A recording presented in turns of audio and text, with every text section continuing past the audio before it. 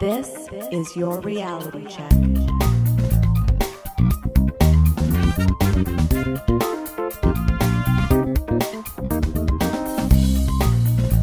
Welcome to The Reality Check, the weekly Canadian show that explores a wide range of controversies and curiosities using science and critical thinking. Today's February 6th, 2021, and I'm producer Pat. We have a bit of fun for you today that we do every year. We make some predictions for the year to come and see how well we did with our predictions from the previous year. For the first time in quite a while, we were able to connect with Adam and do the show live. Unfortunately, Darren couldn't join us, but he's not really fond of the segment, so I expect he isn't heartbroken about missing it. Before that, though, since we're reflecting on last year, I wanted to take a second to thank the guests that we had on last year. As I mentioned before, it was a tough year for us, and we had to make changes to the way we did the podcast because of the nature of how we usually recorded. That made it more difficult to do interviews, and we even had to turn down some opportunities to have guests on. So a big thanks to Dr. Cheryl Hamasimchuk, who came on to talk to us about close relationships. Dr. Dave Stukas, who was on about the Benadryl Challenge. Dr. Stuart Robbins, who was on a whopping 8 times last year. He talked to us about the precession of Mercury, planning a mission to Pluto, craters, how we calculate the mass of the Earth, how we get color in Hubble photos, whether NASA had discovered a parallel universe, why we have 2 high tides a day, and life on Venus. Stuart was on one other time, and that was probably my favorite show of the year. We finally got both Dr. Stuart Robbins and Dr. Stu Pheromone on the same show. This was a long time in the making because there's a 7-hour time difference between Space Stew in Colorado and Food Stew in the UK. They asked questions back and forth about food, space, and food in space. So thanks to all of you for taking the time to be a part of the podcast last year. And with that, let's see how we did with predicting the future. So as we do every year, we make predictions at the beginning of the year. And at the end of the year, we see how we did and we make predictions for the next year. Now, this may seem a little odd for a skeptical podcast where we don't really believe that people can see the future, but it kind of highlights that when people do this, sometimes they can be right, sometimes they can be wrong. And I like to also highlight the things we didn't actually predict and that no one predicted. Oh, you mean like that pandemic that everyone's going through? Exactly. Like nobody predicted there would be a pandemic this year, even though technically it started in 2019. Obviously, that is the huge thing that no one predicted. The Black Lives Matter protests and things like that was a huge sort of social movement that happened this year that in retrospect people could have predicted. People could have seen things building up to it, but no one really predicted that specifically. So lots of things like that. And as we'll go through the segment, we'll see that some of our predictions just make no sense in light of these massive changes that happened. So one of the first things we always like to do is to try to predict the top movies of the year. And last year was very funny because a lot of us predicted that the top movie of the year is a movie that did not come out and made no money. So my guess, and also Darren's guess, and also Pat's guess was that the top movie of the year would be Fast and Furious 9. It was not released. It made $0 because it didn't make any money because it hasn't come out yet. They pushed it off. They pushed it off a year. I think it was supposed to come out last summer. I think it's supposed to come out this summer. We'll see how that plays out this year. So obviously 0 points across the board for that one. So Cristina, you predicted that Mulan would be the highest grossing worldwide movie, right? I couldn't have been more off. That movie actually didn't even do as well as they thought it might do. So it actually, we predict worldwide numbers because you can do domestic or worldwide or international. It made $0 in the US. It made $0 because it did not come out in theaters. It was released straight to Disney Plus, and they had this premium deal. If you subscribe to Disney Plus and you pay X amount of dollars, I think it was $20. You could rent this movie to watch one time. Now it's out on Disney Plus and everyone can watch it. I haven't seen it yet, but anyway, there was also some controversy about this movie related to Hong Kong and some things the actress said. It did make $68 million, $68,800,000 internationally, most of which was from China. So there was a big push for China because the characters, the setting of the movie is in China. So you still didn't get it, Cristina, but at least your movie made dollars. It made infinitely more money than anyone else, any of our other predictions, right? Isn't that funny? So looking at Box Office Mojo's number for worldwide box office, number one is a movie called The 800. It made $461 million. The money it made worldwide was $461 million. The money it made in the U.S. was $373,000. So that's like less than 0.1%. Never heard of it, Adam. Yeah, so it is a Chinese film.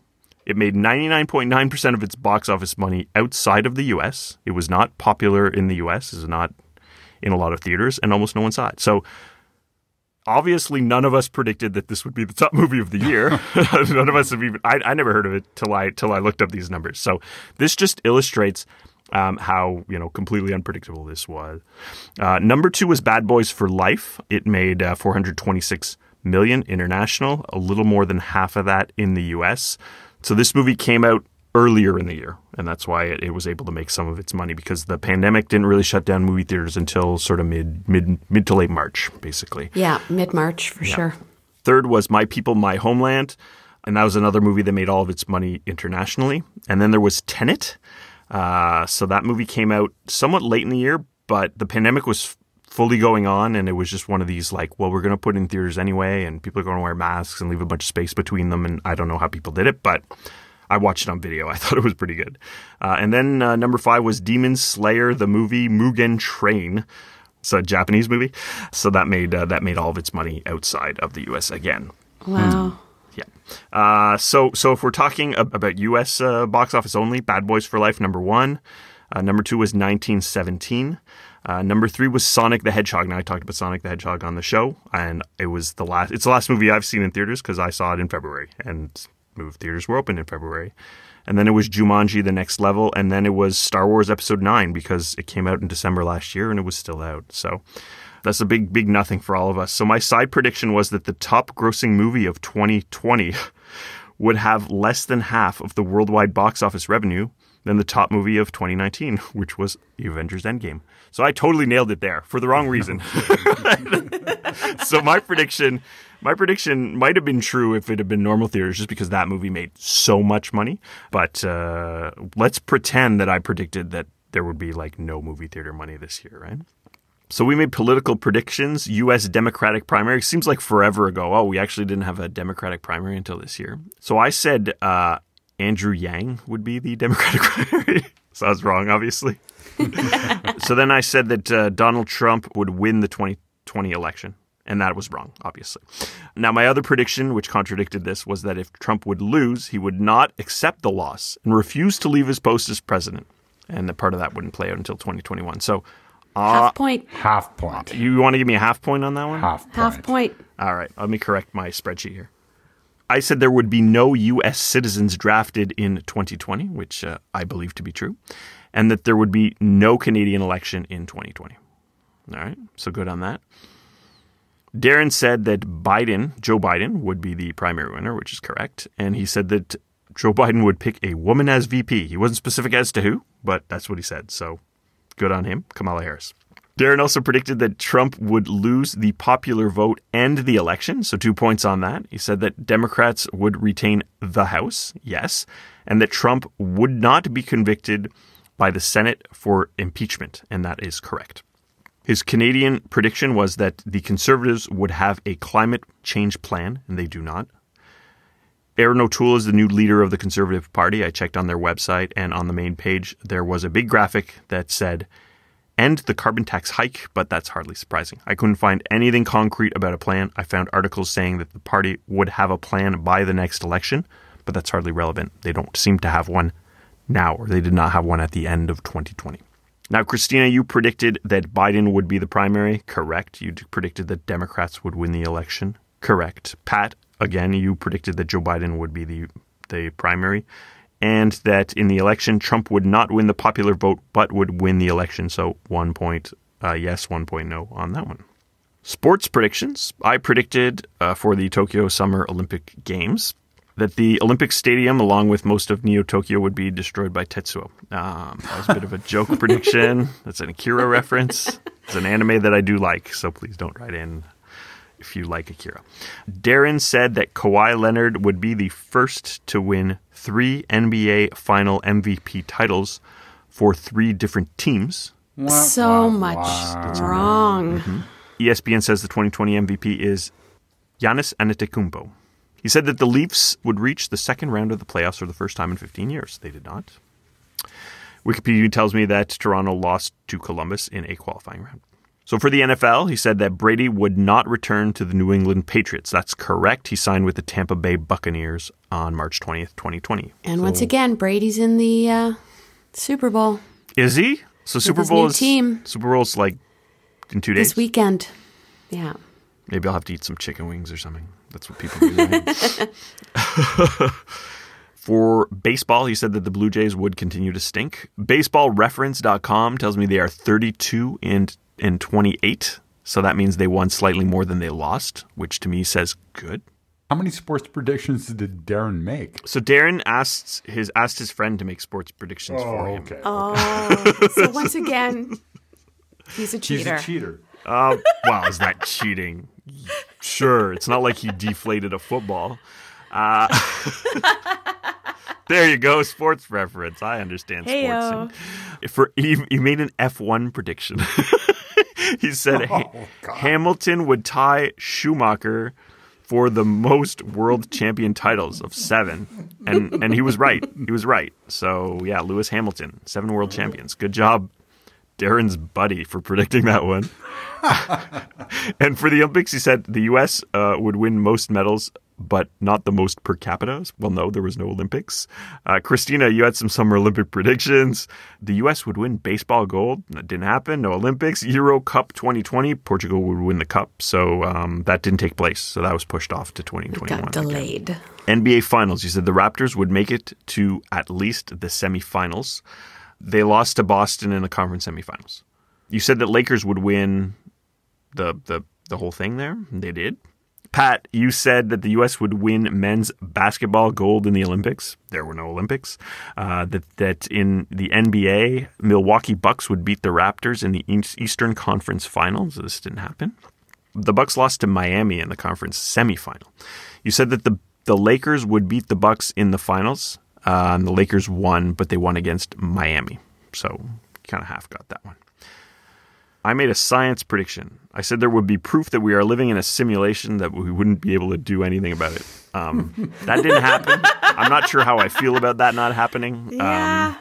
Darren said the number of people who don't have access to electricity would fall below 900 million. So our World in Data states that 940 million people don't have access to electricity, and their numbers were updated in November 2019. So close. Yeah, but another source claimed that the number was 860 million in 2018 and 770 million in 2019, but that number had actually increased in 2020 due to the pandemic. So it's a bit complicated. Darren said the cost of solar panels per watt would be $1.2 US or less, so $1.20.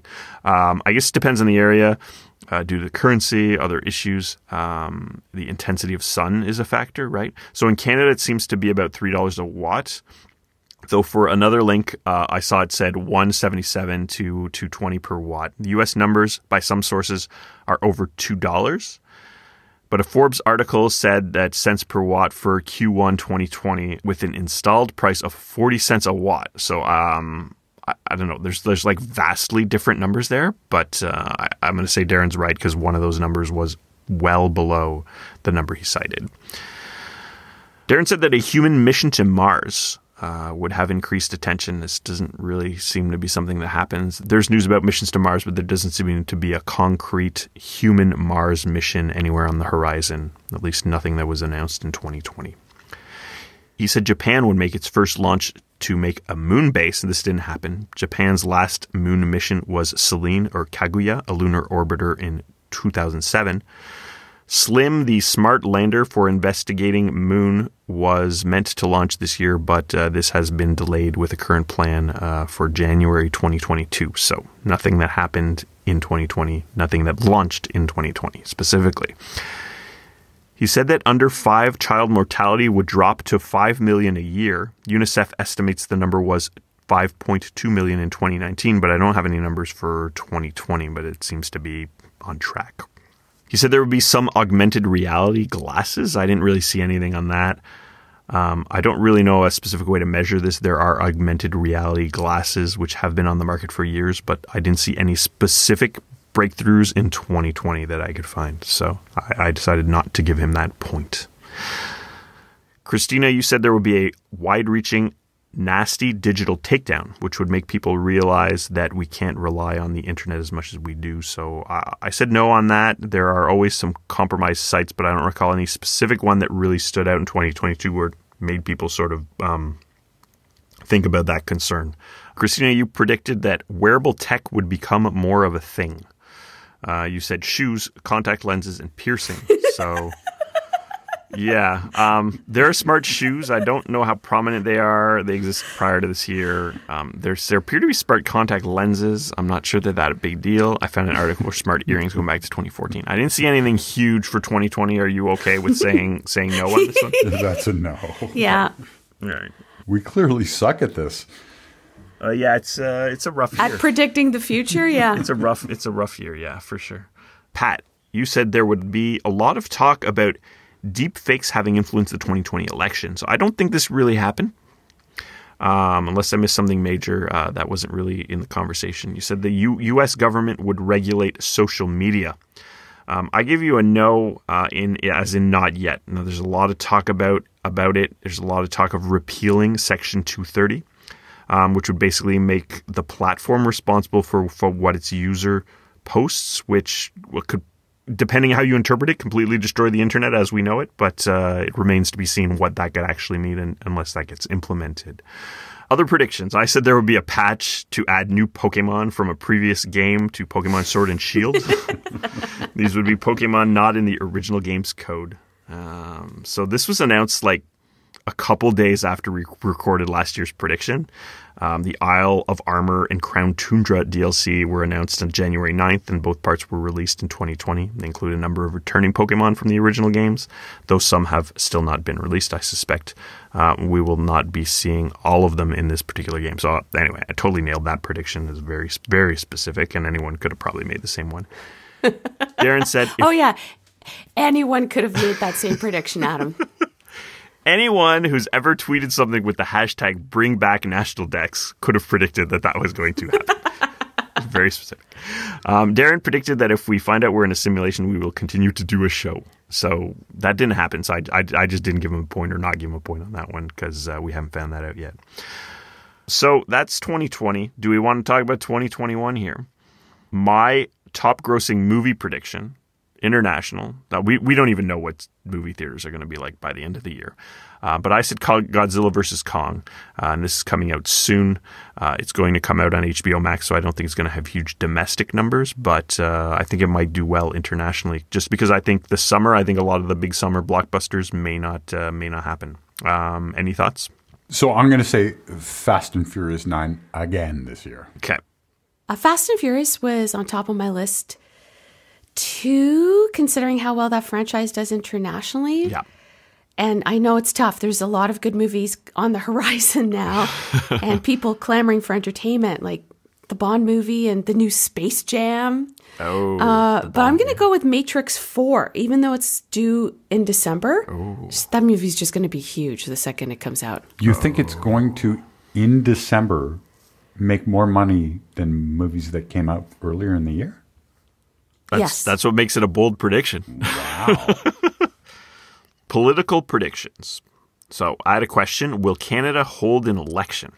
I said yes. I think it's going to depend on the success of the rollout of the vaccines, but I'm going to say yes too. Okay. And I'm going to say that the Liberals will remain in power. Okay. Cristina?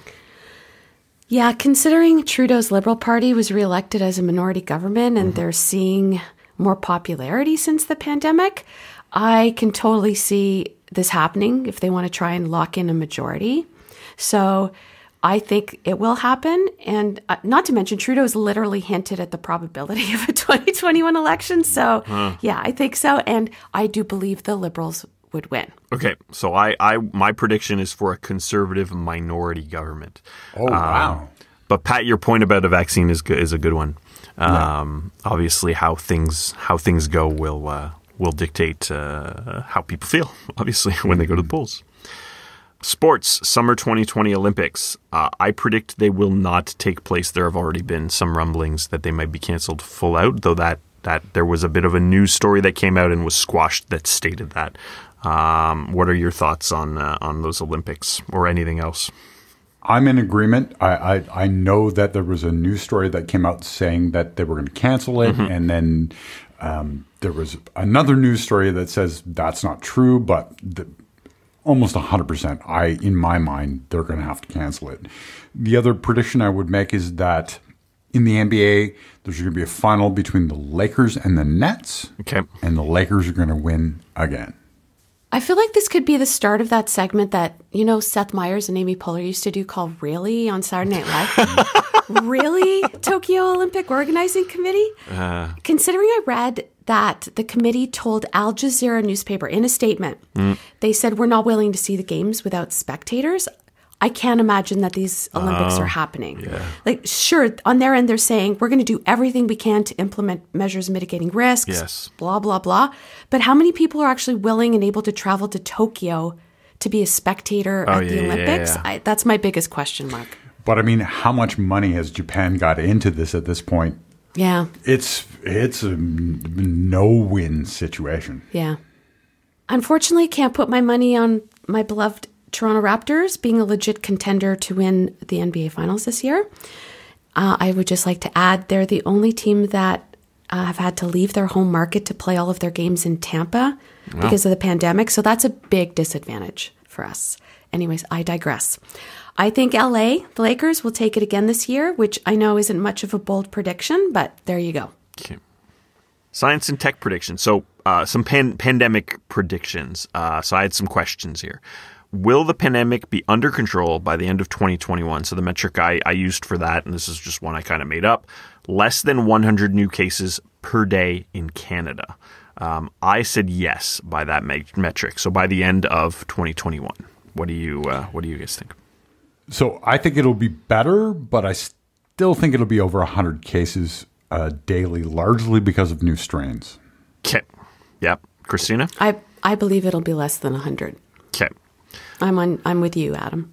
All right. Next question. Will the lockdown be over by the end of 2021? So I define that as no more government mandated restrictions on travel, all businesses being allowed to be opened to the public, no limit on gatherings in the areas in which we live. So that's Toronto, Ottawa, and Chelsea. So my answer to that was no. I think things will be significantly better than now. I still think there will be some restrictions like number of people gathered at once, maybe lower capacity for restaurants and other places of gathering, even though I think most things will be open. Thoughts on that? So I'm with you, Adam. I think things will loosen up, but I think there will still be restrictions, particularly on travel. Okay. Cristina? I want to be super optimistic and say yes. I really think that depends on the variants we're hearing about, which Pat mentioned. Yeah. And that's obviously a bit of a crapshoot, but I do believe we'll be back to some semblance of the before times by January 2022 in our areas.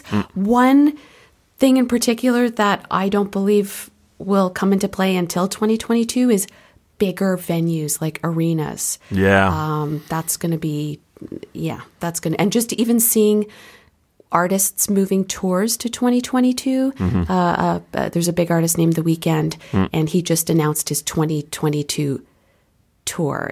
You just skip over 2021 completely because he plays in really big venues. Sure. So, yeah, that's my answer. Yeah, because he'd want to sell out a place. He doesn't want to play somewhere where it's like there's 3 seats between everybody and there's plexiglass, Okay. My next question was, will people stop wearing masks by the end of 2021? So my kind of informal metric for this was will more than half of the people you see during an average grocery store visit be wearing a mask? I guess no. I think even if the pandemic's under control, people still going to wear masks at the end of the year. What are your thoughts on that?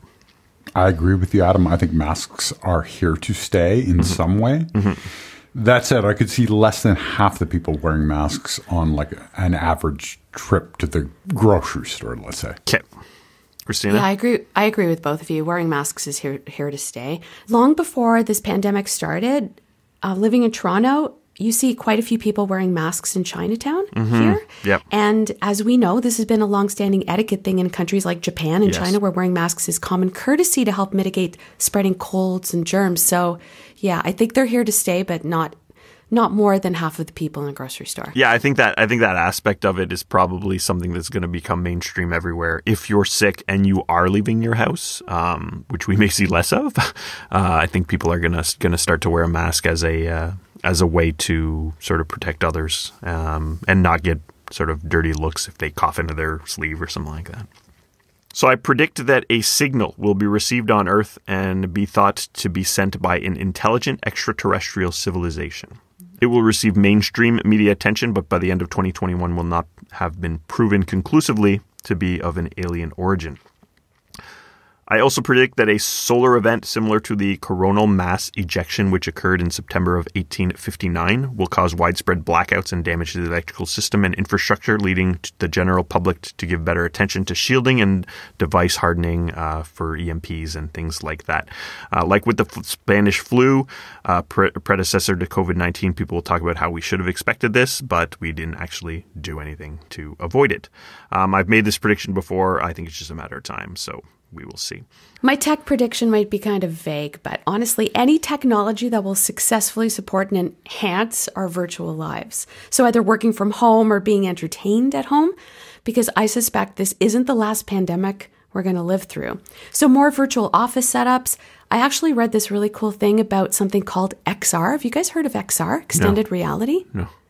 It's essentially augmented reality meets virtual reality. So an example I read in the Indian Express newspaper was a 5G-powered XR headset you can wear working from home, and it makes it feel like you're sitting next to your colleagues in an office or a boardroom, even if they're spread out all over the place, or you're explaining projects to potential customers in a virtual boardroom or walking them through scaled-down models virtually. So I guess Zoom on steroids in a nutshell. So it's kind of like a hologram, only you have to put on goggles to get the effect. But that's kind of functionally what it would seem like to a person, right? Good luck assessing that next year. Yeah, that'll be a little hard. This is one of these kind of vague predictions, but yes. That's it. That's my only one, Pat. So I have two. I say that the James Webb Telescope will finally launch in late 2021. While there will be lots of talk about Apple producing augmented reality glasses, to your point, they will not be released in 2021. So you think maybe they'll announce them for release in 2022 I do, or yes. something like that? So I have one general prediction. I say that after murder rates in the U.S. increased following the June 2020 death of George Floyd and the ensuing reaction, they will reduce in 2021. So U.S. murder rates for 2021 being lower than 2020, higher than 2019. That is if we need to put numbers to it. So for 2020 predictions, Darren had a slightly better percentage than anyone else. We'll see if he'll do as well for 2021. I think he might not. That's because of his sports friend. So that's it for 2021 predictions. We'll talk again in 2022. Maybe we'll have a few shows before then. Peace out, Cuboids. Stay classy, not smartassy, and stay safe. We'll talk to you soon. For show notes or to discuss this episode, visit our Facebook page and website at trcpodcast.com. For general inquiries or to send a topic or parody suggestion, email info@trcpodcast.com. Help support the show by leaving a review on iTunes and liking us on Facebook. Follow us on Twitter at TRC_podcast.